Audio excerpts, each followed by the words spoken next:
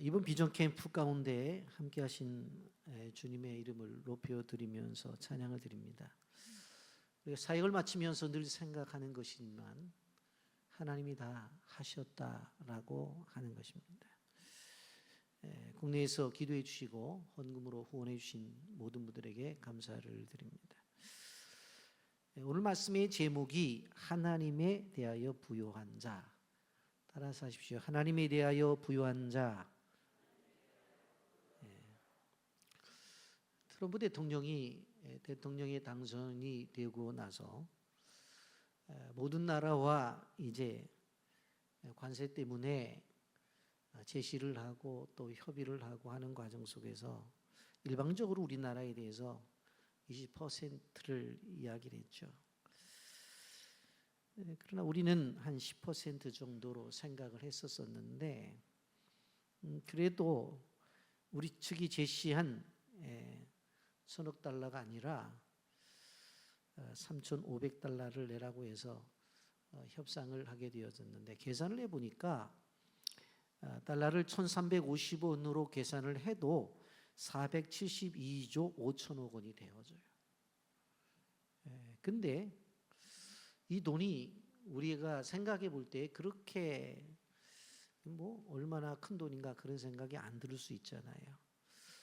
요즘 이제 15만 원씩 민생지원금을 받아서 서민들도 큰 도움이 된다고 말을 하고 있는데 여러분 3,500억 달러라고 하는 것 이거는 계산을 해보면 우리나라 인구가 5천만이라고 계산을 해볼 때에 1인당 1,000만 원씩을 줄 수 있는 어마어마한 돈이에요. 작은 돈이 아니에요. 그런데 이러한 모습을 보면서 어떠한 국제적인 정치 관계 속에서 오히려 힘이 든 자가 힘이 센 자가 힘이 연약한 사람을 도와줘야 되는데 오늘날 사회를 보게 되어지면 그렇지 못한 것들을 보면서 우리가 가슴 아파요. 여러분 미국이라고 하는 나라는 워낙 기독교 신앙을 바탕으로 해서 세워진 나라예요. 그래서 국제관계 속에서 선을 베풀고 정의 편에 서서 항상 일을 했는데 요즘 보게 되어지면 자국의 이익을 위해서 협박도 하고 또 어떻게 보면 돈을 그냥 뺏어가는 느낌이 들 정도로 이렇게 시대가 흘러가고 있는 것을 바라보면서 참으로 마음이 아픕니다. 여러분 이러한 배경 속에 살아가는 세상 속에서 오늘 성경 누가복음 12장 13절부터 21절은 우리가 부요하되 하나님에게 부요한 자가 되어져야 되는데 어떤 사람이 하나님에 대해서 부요한 자인가? 오늘 성경을 보면 첫째로 탐심을 제거하라라고 그렇게 말씀합니다. 우리에게 찾아오는 탐심을 없애야 된다고 하는 것입니다. 여러분 오늘 설교의 배경이 되어지는 12장 1절 상반절에 보면 그동안에 무리 수만 명이 모여 서로 밟힐 만큼 되었더니라고 그렇게 말해요. 예수님이 말씀을 전할 때에 여기 보면 수만 명이 모였대요. 그 사람들이 너무나 많이 모여서 서로 밟힐 정도로 사람이 모인 거예요. 그런데 그 수많은 사람들 가운데서 한 사람이 예수님께 찾아와서 특이한 요청을 해요. 13절입니다. 무리 중에 한 사람이 이르되 선생님 내 형을 명하여 유산을 나와 나누게 하소서. 그 수많은 사람들 가운데서 한 사람이 예수님께 와서 이렇게 요청을 하는 거예요. 선생님 우리 형에게 얘기해서 좀 그 아버지가 준 유산을 좀 나누게 해달라고 그렇게 요청을 하는 거예요. 여러분 이거 요구를 볼 때 정당한 요구라고 생각이 되어지죠.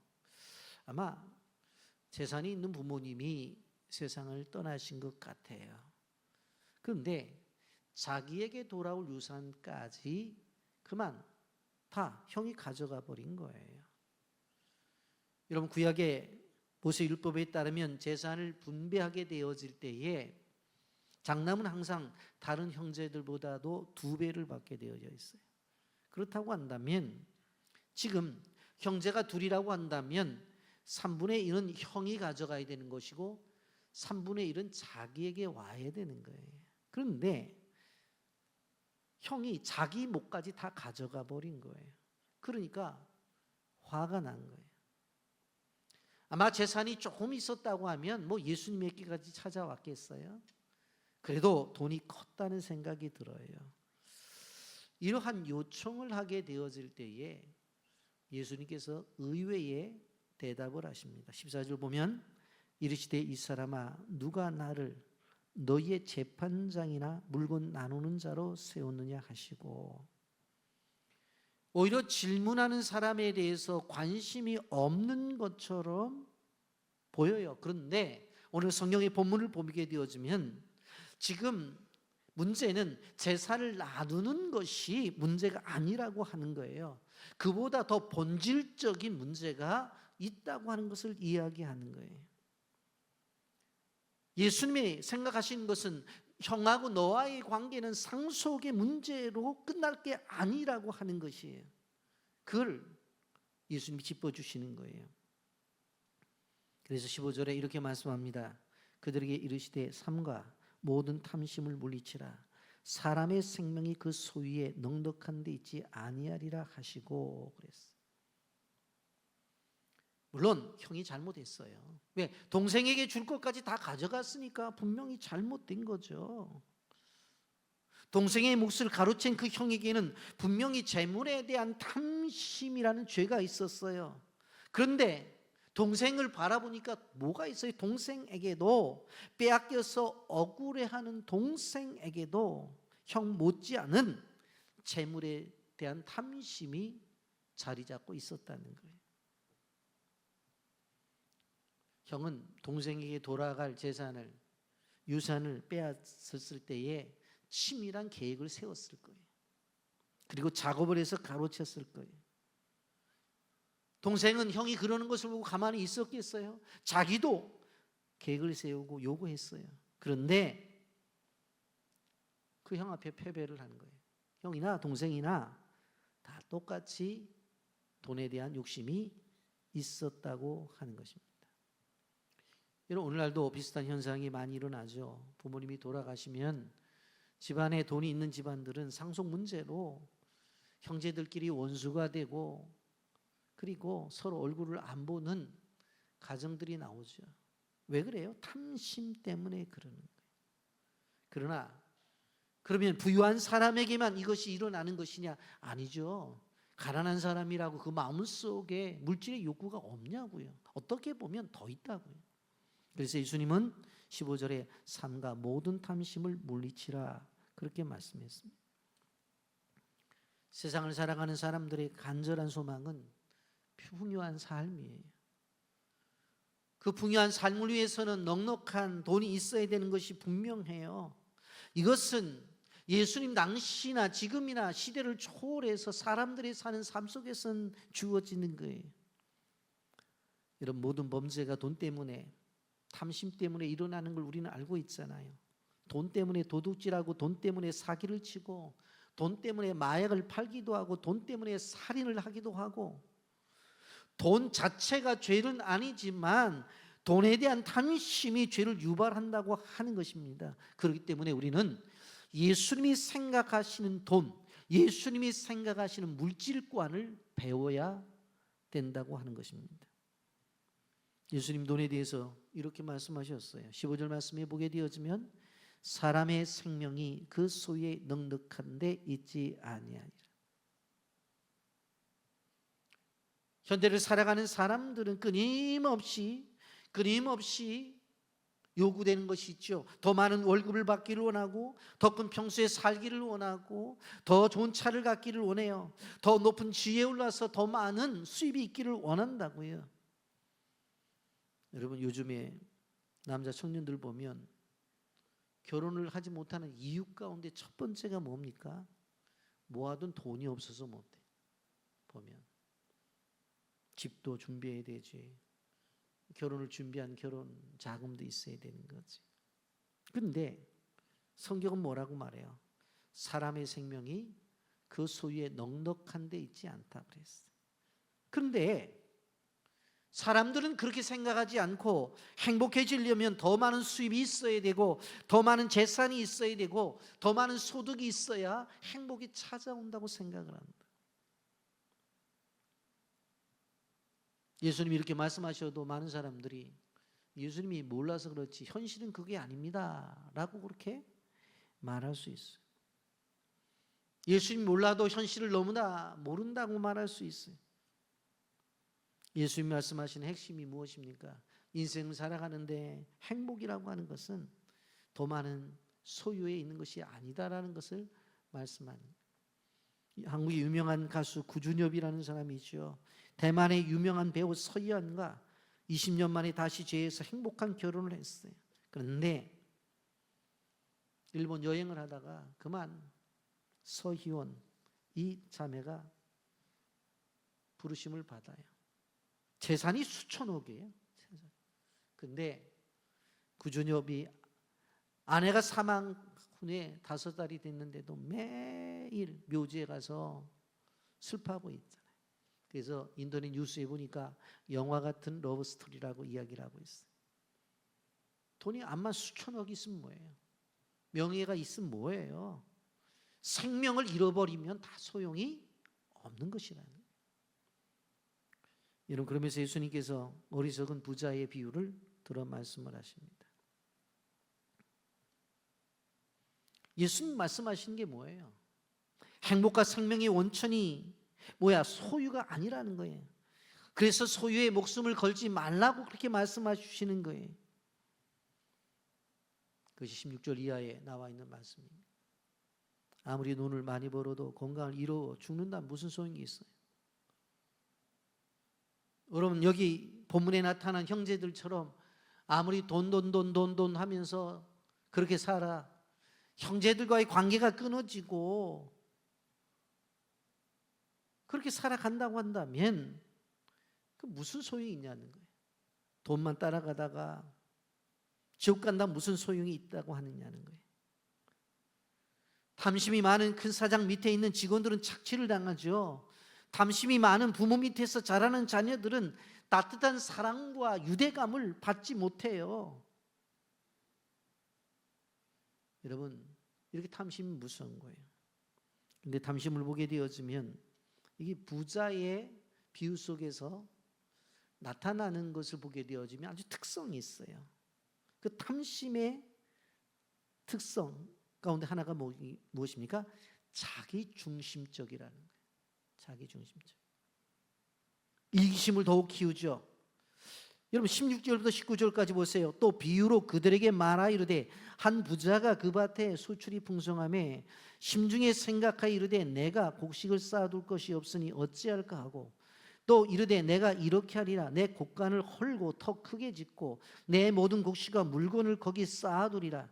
또 내가 내 영혼에게 이르되 영혼아 여러 해 쓸 것을 많이 쌓아두었으니 평안히 쉬고 먹고 마시고 즐거워하자 하리라 하되. 이 부자는 스스로 자기에게 얘기를 해요. 여기 17절에 보면 내가 곡식 쌓아둘 곳이 없으니 어찌할까. 18절에 내가 내 곡간 내 모든 곡식 그렇게 이야기했어요. 19절에 내가 내 영혼에게 다 나라는 존재로 강조가 되어지고 있어요. 이 부자는 철저하게 자기 중심적 삶을 살아가고 있는 것입니다. 근데 육체는 자기 것이라고 말하지만 영혼도 자신의 것이라고 생각해요. 여러분, 사람이 자신을 위해 살아간다는 것은 너무나 당연한 일이에요. 그런데 기억해야 될 것은 사람이 자기를 위하여 사는 것은 잘못된 일이 아니지만 자기만을 위해서 사는 것은 잘못된 거라는 거예요. 여러분, 하나님을 믿는다고 하면서 자기만을 위해서 사는 것은 아주 잘못된 것이에요. 지금 세상 속에서 왜 이렇게 문제가 많습니까? 대부분의 사람들이 자기만을 위해서 살기 때문이에요. 다른 말로 말하면 자기밖에 모르는 이기적인 삶을 살기 때문에 세상에 문제가 있는 거예요. 오늘 이 부자는 자기만을 위해 사는 사람이에요. 자기만 위해 살게 되면 우선은 좋은 것 같지만 끝까지 가보면 그 인생은 망가진다는 것을 우리는 알아야 되는 거예요. 탐심이라고 하는 것은 다른 말로 말하면 돈의 노예로 살아간다는 거예요. 바로 자신이 살아가고 있는 삶 자체가 탐심이 지배를 하고 욕심이 지배를 하는 삶을 살아가는 거예요. 그래서 돈을 위해서라면 무엇인가 하겠다고 하는 돈의 노예가 되어지는 거예요. 오늘 18절 말씀 보십시오. 또 이르시되 내가 이렇게 하리라. 내 곡간을 헐고 더 크게 짓고 내 모든 곡식과 물건을 거기 쌓아두리라. 끊임없이 더 큰 것, 끊임없이 더 나은 것, 더를 생각하고 있는 거예요. 어떤 거부에게 한 기자가 질문을 했습니다. 지금 상당히 많은 부를 가지고 있는데 얼마나 더 버셔야 충분히 벌었다고 생각을 하십니까? 물었어요. 그랬더니 이 사람이 조금만 더 벌어야 된다. 그러면 조금만 더 번 다음에 그때는 또 충분하다고 생각하냐고. 아니죠. 그때도 조금 더 벌어야지. 끊임없이 조금 더. 사람의 탐욕에는 끝이 없어요. 사람들이 마을버스 타고 다니는 분들이 그러잖아요. 아유, 조그만 티코라도 하나 있으면 좋겠다. 누가 껌 씹다가 뱉어놓으면 그냥 지나가다가 티코 바퀴가 묻으면 움직이지 못하는 조그만 차지만 그런 차라도 있으면 좋겠다. 차가 생겼어요. 그 다음부터는 뭐라고 말해요? 승차감이 좋은 차, 그걸 요구해요. 집도 처음에는 뭐 임대가 됐든 어떻게 됐든지 간에 이 정도면 살겠다 그렇게 말을 하다가 시간이 지나면 어떻게 해요? 재산 가치가 있는, 팔면 돈이 되는 그 아파트를 자꾸 생각하는 거예요. 그럼 욕망은 끝이 없어요. 두 번째로 보게 되어지면 탐심은 관계를 해칩니다. 여러분, 오늘 본문을 보게 되어지면 탐심 때문에 문제가 생긴 거잖아요. 형하고 동생의 관계가 형이 재산을 다 가지고 갔기 때문에 관계가 깨어진 거예요. 여러분, 우리는 기억해야 되는 것입니다. 여기에 보게 되어지면 이 한 부자는 오직 내 것, 나밖에 없어요. 혼자의 삶, 자기밖에 모르는 삶을 살아가고 있습니다. 여러분, 사실 인간은 관계 속에서 살 수밖에 없는 사회적 존재, 사회적 동물이라고요. 우리가 돈을 벌려고 할 때에 다른 사람의 도움이 없이는 절대적으로 돈을 벌 수가 없어요. 여러분, 아무리 여러분이 좋은 물건을 만든다 할지라도 사는 사람이 있어야지 돈을 버는 거죠. 가게 문을 열어도 와서 물건을 사는 고객이 있어야 물건이 팔리는 거잖아요. 그러니까 이 부자가 성공하기까지는 많은 사람의 도움과 희생이 있었던 것을 바라볼 수가 있습니다. 내가 지혜가 많고 내가 똑똑해서 된 것이 아니라, 부자는 순간순간마다 도움의 손길이 있었을 것입니다. 자기 혼자 농사 다 지은 거 아니잖아요. 씨앗을 제공하는 사람이 있을 것이고, 밭을 일구는 사람들이 있을 것이고, 씨를 뿌리는 사람들도 있었을 것이에요. 곡식이 자라날 때 잡초를 뽑아준 사람도 있을 것이고, 다 자랐을 때 추수한 일꾼들도 있었을 것이에요. 그렇게 이 수많은 사람들의 헌신을 통해서 자기가 부자가 되었다고 하는 것입니다.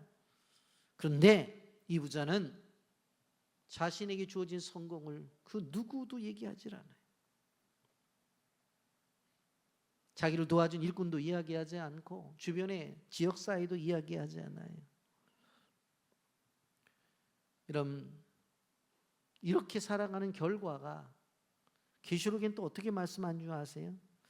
계시록 18장에 보면 종말에 대한 이야기를 하죠. 바벨론에 대한 이야기인데 고운 못이 자주 옷감, 비단, 붉은 옷감, 이러한 명품으로 옷을 걸치고 금과 보석과 진주 등의 최고급 보물로 자기를 단장해요. 그런데 이렇게 했다 하더라도 한 시간에 무너진다. 계시록 18장 16절 17절입니다. 이르되 화루다 화루이또다. 큰 성이여 세마 보옷과 자젓과 붉은 옷을 입고 금과 보석과 진주로 꾸민 것인데 그러한 부가 한 시간에 망하였도다. 이런 물질주의를 따라가다가 보면 한순간에 망할 것이라고 하는 무서운 것을 이야기하고 있습니다. 우리가 살아가는 세상을 여러분들 꼭 기억해야 돼요. 나만, 우리 가족만 편안하게 지내면 괜찮아. 자기밖에 모르는 삶을 살아가면요, 어느 한순간에 심판 앞에 설 수밖에 없다고 하는 것입니다. 또 한 가지, 탐심을 하나님을 잊게 만들어요. 여러분, 성경이 물질에 대해서 이야기하게 되어질 때에 재정적 물질의 축복이 죄라고 말하지를 않아요. 돈이 많이 있는 사람이라고, 사업이 잘 됐다고 해서 그 죄 짓는다고 이야기하지 않는다고요. 그런데 무엇이라고 말해요? 디모데전서 6장 10절에 돈을 사랑함이 일만하게 뿌리가 된다고 그랬어요. 돈을 사랑하기 때문에 일만하게 뿌리가 되는 거예요. 예수님께서 산상순에서 이렇게 말씀하셨잖아요. 마태복음 6장 31절부터 33절에 보면 그러므로 염려하여 이르기를 무엇을 먹을까 무엇을 마실까 무엇을 입을까 하지 말라. 이는 다 이방인들이 구하는 것이라. 너희 하늘 아버지께서 이 모든 것이 너희에게 있어야 할 줄을 아시느니라. 그런즉 너희는 먼저 그의 나라와 그의 의를 구하라. 그리하면 이 모든 것을 너희에게 더하시리라. 하나님은 우리의 필요를 다 아셔요. 그런데 문제는 우선권을 분명히 하며 살라고 하는 거예요. 인생의 가장 주된 것은 하나님이지 돈이 아니라는 것을 말씀하는 거예요.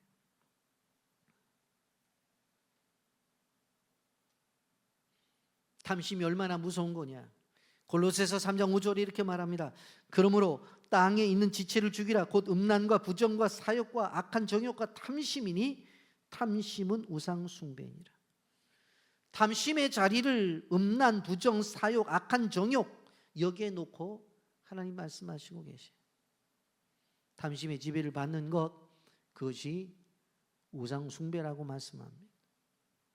이런 우상 숭배는 인생을 망가뜨리잖아요. 여러분, 이 본문에서 우리가 주의 깊게 봐야 될 것은 무엇입니까? 더 주신 것은 사명이다. 더 주신 것은. 제가 이 본문을 보면서 많이 고민을 했어요. 처음에는 주신 것은 사명이다 그렇게 정했다가 그러면 너무나 우리에게 부담 주는 말씀 같아서 더 주신 것이 사명이다. 더 주신 것이 사명이다. 여러분, 우리가 우리의 탐심을 어떻게 제거해야 될 것인가? 내가 가진 모든 것이 하나님의 것이라고 하는 생각부터 시작되어져야 돼요. 본문의 어리석은 부자의 비유의 절정적인 부분에 뭐라고 말씀하십니까? 20절에 하나님이 이르시되 어리석은 자여 오늘 밤에 내 영혼을 도로 찾으리니 그러면 내 준비한 것이 누구의 것이 되겠느냐 하셨으니 그랬어. 내 영혼을 도로 찾아가겠대요. 누가? 주인이. 그 결국은 우리의 주인은 누구라는 거예요? 우리 하나님이라는 거예요. 내가 아무리 쌓아봤자 오늘 밤에 내 영혼을 내가 도로 찾아가겠다. 그럼 내가 준비한 것이 다 네 것이 되겠느냐? 네 것이 돼요? 하나님의 것이 되는 거지. 부자는 곡식을 더 쌓기 위해서 지금 헌 곳간을 헐고 새 창고를 짓는다고 그랬어요. 더 투자하겠다는 거예요. 새로운 계획을 세웠어요. 근데 20절에 뭐라고 말을 해요? 어리석은 자여라고 그렇게 말을 해요. 여러분, 하나님 편에서 보실 때는 바로 어리석은 것의 어떤 기준이 무엇입니까? 하나님에 대해서 부유하지 않고 자기에 대해서 부유한 자는 어리석은 자래요. 그 사람이 얼마나 큰 재산을 가졌든지 간에 물질에 대한 바른 가치관을 갖고 있지 않으면 그거 다 어리석은 자라는 거예요. 여러분, 생각을 해보십시오. 오늘 이 본문의 부자는 자기 힘으로 된 것이 아니라 하나님이 이 사람에게 엄청나게 소출을 거둘 수 있도록 사업의 축복을 준 거예요. 그런데 뭐라고 말해요? 내 영혼아 많이 쌓아뒀으니 얼마든지 먹고 마시자는 거예요. 먹고 마시고 즐거워하자고 말을 했어요. 여러분, 생각해보면 하나님이 이 부자가 창고를 새로 지을 만큼 하나님이 복을 주셨어요. 대단히 큰 복을 주신 거죠. 그런데 그것을 자기 혼자 움켜쥐고 자기 혼자 즐기겠다고 하고 있어. 그래서 그 영혼에게 뭐라고 말씀하세요? 오늘 밤에 내 영혼을 도로 찾아가겠다. 내가 내 영혼을 오늘 밤에 데려가겠다고 말씀하시는 거예요. 그렇다고 해서 물론 부자가 되면 하나님이 데려가시느냐? 그거는 아닙니다. 탐욕이 무서운 거라는 거예요. 탐욕이.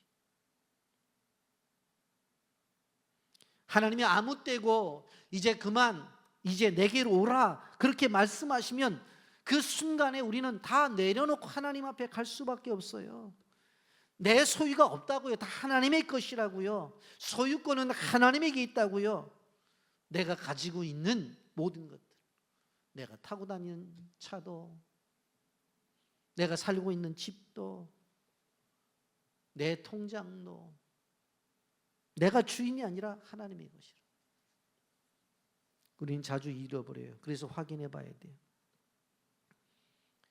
여러분, 이러한 확인은 어떻게 할 수 있어요? 예배를 통해서. 여러분, 예배를 통해서 말씀을 들으니까 깨닫게 되는 거잖아요. 예배. 탐심의 노예가 되지 말라고 하는 하나님이 우리에게 주신 제도가 뭡니까? 헌금이에요. 하나님께서 내게 주신 거 내가 하나님 앞에 드린다. 그래서 우리가 성경의 규절을 암송하면서 헌금하잖아요. 헌금은 신앙 고백이자 하나님에 향한 사랑의 표현이에요. 특히 11조가 그렇습니다. 오늘 결론적으로 뭐라고 말씀하세요? 21절의 말씀에 보면 자기를 위하여 재물을 쌓아두고 하나님께 대하여 부유하지 못한 자가 이와 같으니라.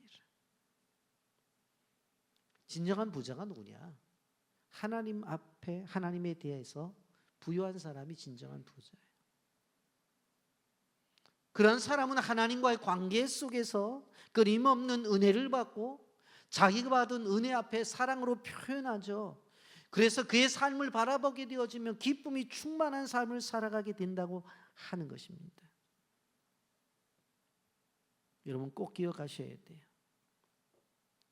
돈이 많아지면 하나님께 가까이 하는 사람이 있고 돈이 많아지면 하나님과 멀어지는 사람이 있습니다. 제가 오랫동안 사역을 하면서 저는 많이 봤잖아요. 저 집이 사업이 잘 되네. 지하 칸에서 2층 집으로 가고 또 아파트를 분양받아서 가고 잘 되어 가요. 그런데 하나님과 자꾸 멀어져요. 근데 부유할수록 하나님과 가까이 하는 사람이 있어요. 그건 왜 그럴까요? 그것이 하나님이 주신 축복이라는 것을 알고 있기 때문에. 그런 사람에게 하나님이 더 큰 축복으로 인도하시는 거예요.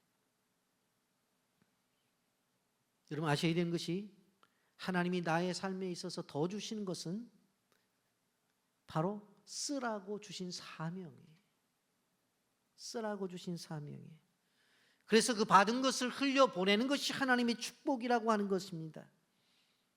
여러분 오늘 본문을 보십시오. 이 사람이 무슨 죄가 있어요? 도덕적인 문제가 제기됩니까? 없어요. 착취를 해서 돈을 벌었습니까? 그러지 않아요.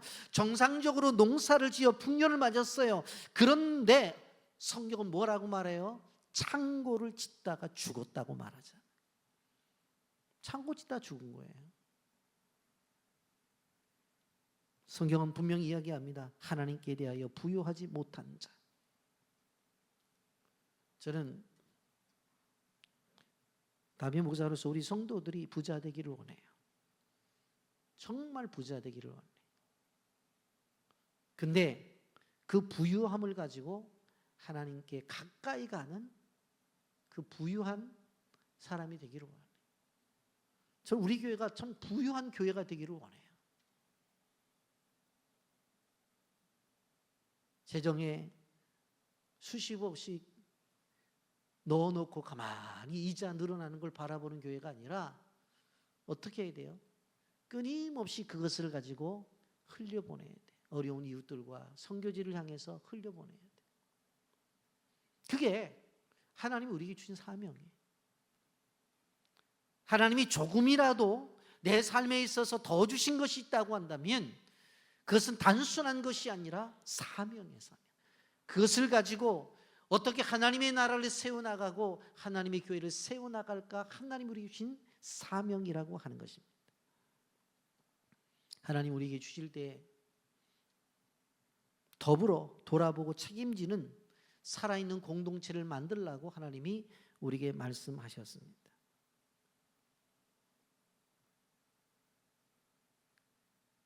여러분, 이번 주 우리가 지난 수요일부터 시작해서 이번 주 수요일까지 필리핀 빌란 종족 우리 청소년을 위한 14차 단기 선교를 하고 돌아왔습니다만, 우리 교회 성도들이 경제적으로 어려운 거 제가 알죠. 알아서 제가 사실은 비전 캠프를 위해서 헌금을 안 하려고 엄청나게 고민을 많이 했었어요. 이렇게 한번 해보고 저렇게 한번 해보고 어떻게 하든지 그렇게 해서라도 헌금 안 하고 가보자. 그런데 최종적으로 안 돼서 최소한도 그들에게 식사하고 옷도 2벌도 아니라 1벌 정도 해주는 것들을 한번 헌금을 하자 해서 했었잖아요. 근데 여러분이 형편을 따라 헌금을 했죠. 그런데 그것이 그들에게 어떻게 되어져요?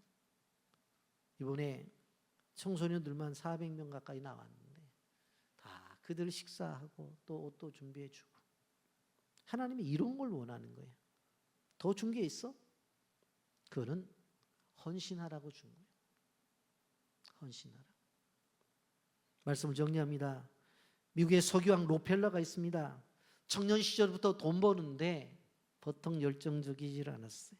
그래서 30대에 스탠더드 석유회사를 설립하고 40대에 철도회사를 합병하고, 그래서 미국의 정유 능력의 90%를 자랑하는 아주 석유왕이 되었잖아요.